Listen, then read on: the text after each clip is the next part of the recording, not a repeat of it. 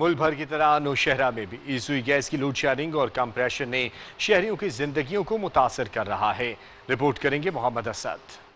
मुल्क भर की तरह नौशहरा में भी सुई गैस की लोड शेडिंग और कम प्रेशर ने शहरियों की जिंदगियों को मुतासर कर दिया है। शहरियों का कहना है कि गैस की गैर मुअय्यना लोड शेडिंग और कम प्रेशर के बायस रोजमर्रा के अमूर मुतासर हो रहे हैं और खसूसन खवातीन को खाने पकाने में मुश्किलात का सामना है। नौशहरा में तारीखी बदतरीन लोड शेडिंग का सिलसिला जारी है। बच्चे जो है स्कूल के बच्चे बगैर नाश्तों के स्कूल जाने पर मजबूर हो गए हैं। बिलों की अदायगी 100% नौशहरा के लोग कर रहे हैं, मगर फिर भी बदतरीन लोड शेडिंग की जा रही है। गैस लोड शेडिंग की वजह से KPK के अवाम बहुत ज़्यादा परेशान है।